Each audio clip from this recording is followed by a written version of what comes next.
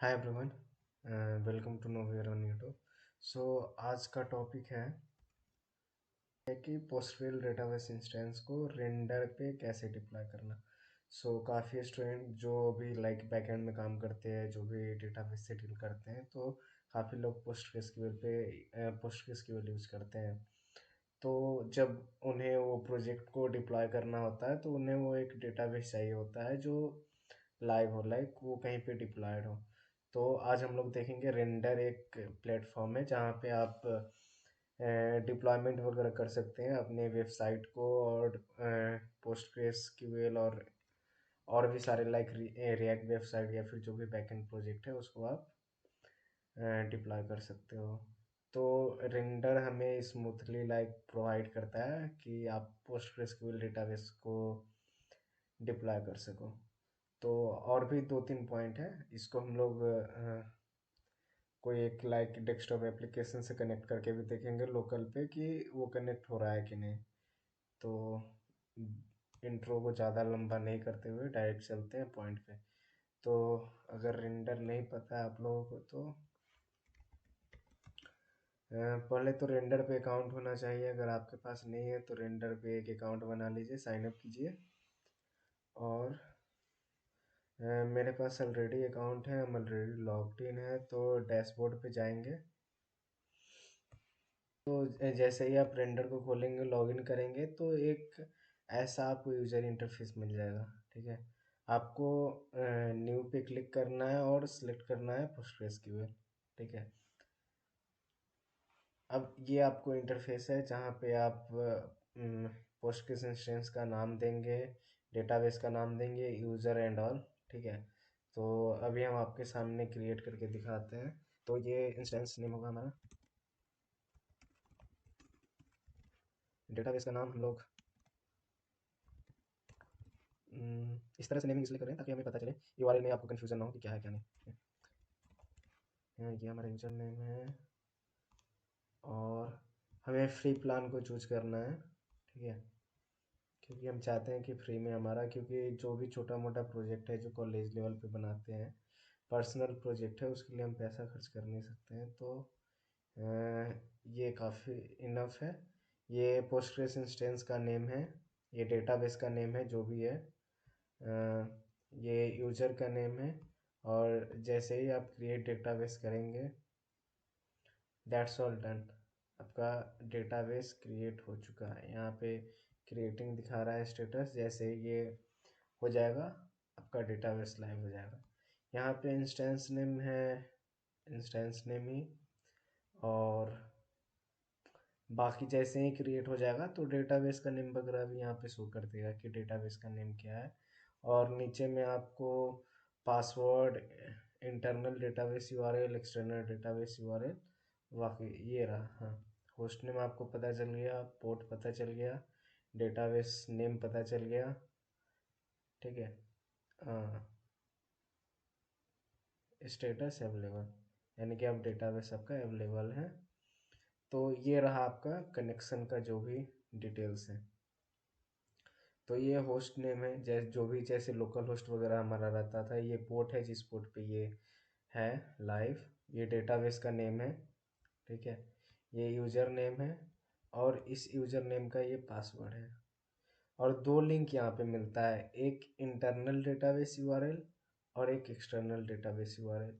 दोनों में अंतर क्या है कि इन एक्सटर्नल डेटाबेस यूआरएल की रेंडर के अलावा किसी और प्लेटफॉर्म से आप अगर कनेक्ट करना चाह रहे हैं तो ये आपका डेटाबेस यूआरएल है। ठीक है, लाइक अगर ये आप अपने लाइक कोई भी जैसे पीजी एडमिन होता है, डेस्कटॉप एप्लीकेशन या फिर डीवीवर है, उससे आप कनेक्ट करना चाहते हैं, या फिर कोई आप कमांड लाइन टूल से आप इसको कनेक्ट करना चाहते हैं, तो उसके लिए आप ये database URL, external database URL का यूज कर सकते हैं। लेकिन कोई प्रोजेक्ट आप रेंडर पे डिप्लॉय करना चाहते हैं, ठीक है, और सेम डेटाबेस आप यूज कर रहे हैं, तो वहाँ पे इंटरनल डेटाबेस यूआरएल यूज करेंगे। लाइक अगर आप रेंडर पे ही डेटाबेस को एक्सेस कर रहे हैं तो फिर आपको ये डेटाबेस यूआरएल का ज़रूरी है। अगर कहीं बाहर से एक्सेस कर रहे हैं तो ये यूआरएल का ज़रूरी है। तो अभी हम आपको बाहर से एक्सेस करके दिखाएंगे कि आप कैसे एक्सेस कर सकते हैं। तो ये आपका यूआरएल है, कॉपी कर लेते हैं। ठीक है,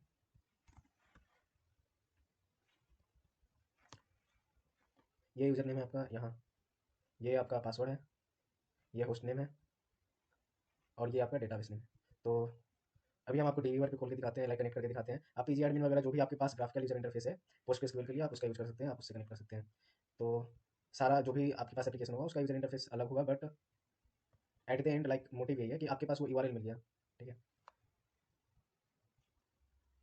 डेटाबेस का नाम डालना है और यूजर नेम और पासवर्ड डालना है। तो सारी चीज़ हम लोग कॉपी पेस्ट करके यहाँ से डाल देंगे।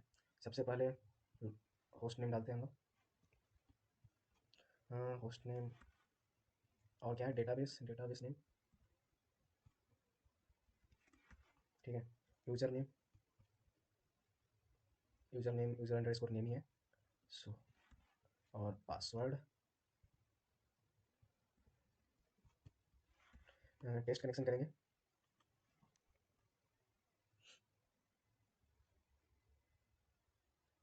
तो कनेक्टेड हो चुका है, ओके करके फिनिश करेंगे।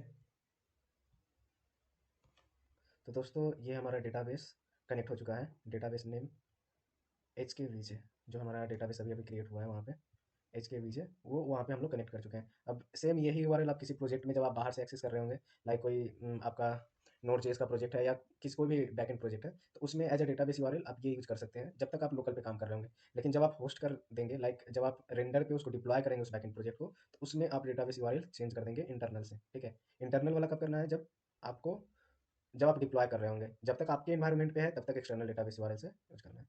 तो डेटाबेस हमारा कनेक्ट हो चुका है। अब ये डेटाबेस इंस्टेंस है, इसमें डेटाबेस का नाम है ये। ठीक है, एवरीथिंग डन। तो आगे आप इससे जो भी चीज़ कर सकते हैं। तो हम लोग ने पोस्टग्रेस डेटाबेस इंस्टेंस को रेंडर पे डिप्लॉय किया। ठीक है, और वहाँ पे एक्सटर्नल लिंक और इंटरनल लिंक का इंपॉर्टेंस समझा कि एक्सटर्नल लिंक कोई भी लोकल इन्वायरमेंट पे एक्सेस करना है तो एक्सटर्नल लिंक का, नहीं तो इंटरनल लिंक का।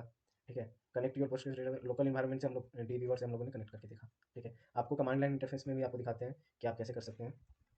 कि आपके पास पावर सेल है, यूआरएल आपको यहीं पे मिल जाएगा। अब ये कमांड डालना है आपको वहाँ पे, password equals to this P S Q L, host equals to this, user equals to this, उसके बाद डेटाबेस नेम। जैसे इंटर दबाएंगे, ओके,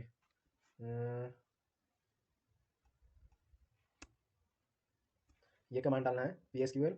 इसके लिए आपका जो भी पी एस क्यू एल है वो लाइक जो पोस्टग्रेस है वो आपके लोकल में इंस्टॉल होना चाहिए और पाथ वेरिएबल में एडेड भी होना चाहिए, तभी जाके ये कमांड काम करेगा। अगर P S Q L command काम नहीं कर रहा है, रिकॉग्नाइज नहीं है, इसका मतलब है कि वो पाथ वेरिएबल में एडेड नहीं है। तो पहले पोस्टग्रेस को इंस्टॉल करें और उसको ऐड करें, उसका उसका पाथ को सिस्टम एनवायरनमेंट में ऐड करें। सो जैसे ही हम इंटर डालेंगे तो यहाँ पे एक प्रॉम्प्ट आएगा पासवर्ड का, कि पासवर्ड फॉर दिस यूजर। तो हम लोग ये पासवर्ड का यूज कर लेंगे। यहाँ पे जैसे ही मैंने पासवर्ड डाल के इंटर किया तो कनेक्ट हो गया। यहाँ पे देख सकते हैं कि अब हम डेटाबेस प्रॉम्प्ट में आ गए। ठीक है, तो दैट्स ऑल इस वीडियो के लिए। हम लोग नेक्स्ट वीडियो के लिए भी एक चीज़ बचा के रखेंगे कि अब ये क्या है कि फ्री में मिल रहा है आपको डेटाबेस। अब इसमें क्या है कि अब आपको समझाते हैं कि ये एक डेटाबेस इंस्टेंस है और इसमें हो सकते हैं डेटाबेस वन,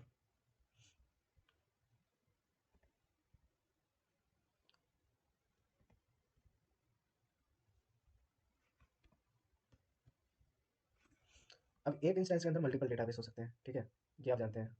तो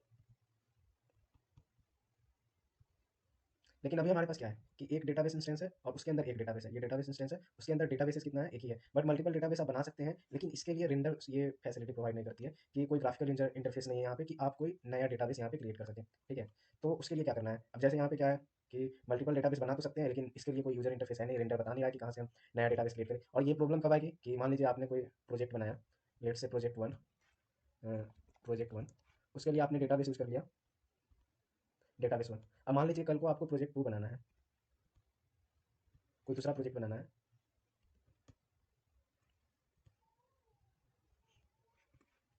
ठीक है? अब इसके लिए आप क्या कर सकते हैं, सेम डेटाबेस को यूज़ कर नहीं सकते हैं, तो आपको एक नया डेटाबेस इंस्टेंस की ज़रूरत पड़ेगी। तो आप वो कैसे बनाएँगे? और ये भी है कि रेंडर पे एक ही पोस्टग्रेस इंस्टेंस को आप डिप्लॉय कर सकते हैं। ऐसा नहीं है कि मल्टीपल पोस्टग्रेस इंस्टेंस को आप कर सकते हैं। अगर आप मल्टीपल पोस्टग्रेस इंस्टेंस को करने जाएँगे तो वो आपको अलाउ नहीं करेगा, क्योंकि आप पेड नहीं किए हुए हैं। तो जब आप क्रिएट करेंगे तो वहाँ पे आप फ्री में नहीं कर पाइएगा, ठीक है? तो हम लोग देखेंगे कि कैसे नया डेटाबेस क्रिएट करेंगे सेम डेटाबेस इंस्टेंस पे, लेकिन ये हम लोग देखेंगे नेक्स्ट वीडियो में। Thank you.